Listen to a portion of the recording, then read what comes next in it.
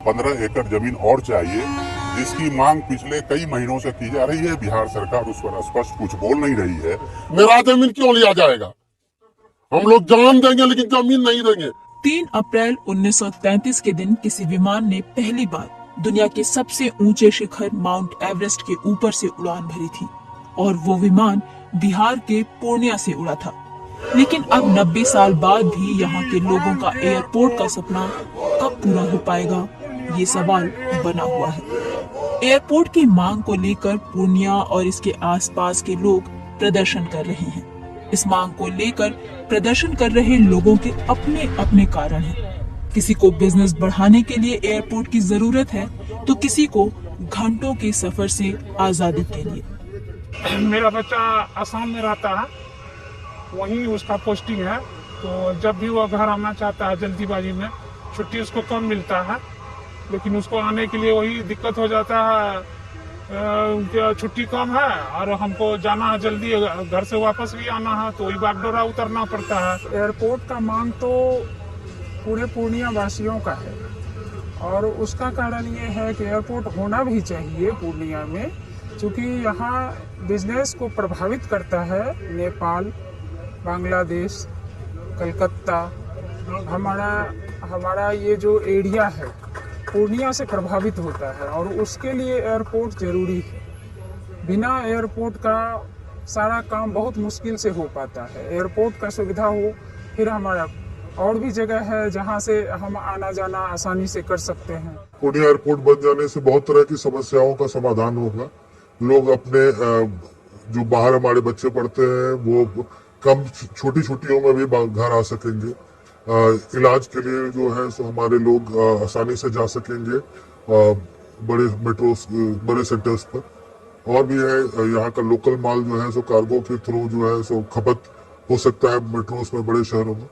तो ये सब तो इसके हम लोग मांग करते हैं कि जो भी समस्याएं हैं इसके राह में जो रोड़ा अटका हुआ है वो सबको दोनों सरकार, केंद्र और राज्य मिलकर दूर करें उन समस्याओं को।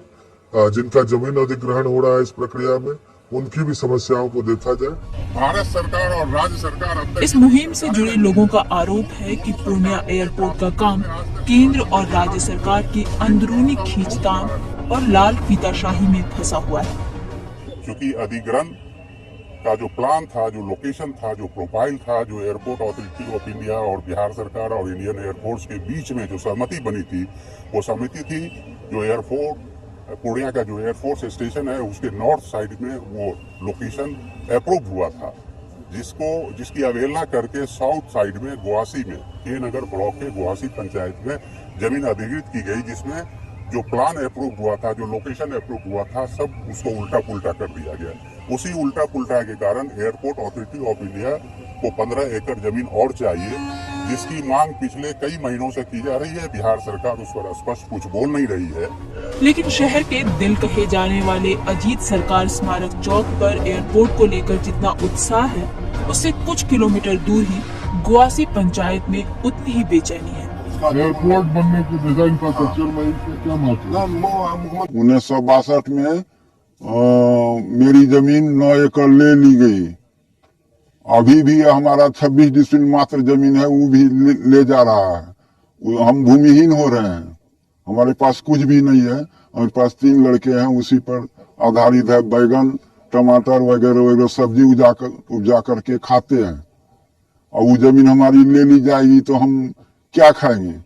गरीब को देख के इधर जो मिलेगा, इधर जमीन नहीं मिलेगा, किसी शर्त पे नहीं मिलेगा। फिर वो भी ले लेंगे। 10 कट्ठा 5 कट्ठा उपजा के खा रहे हैं, जमीन कैसे दे देंगे? जमीन नहीं देंगे। जमीन का जब पहले हुआ था उधर लेने का, जब उत्तर साइड में, फिर दक्षिण साइड में क्यों लिया गया? सरकार का मनमानी है, जिलाधिकारी का मनमानी है, क्यों लिया गया इधर?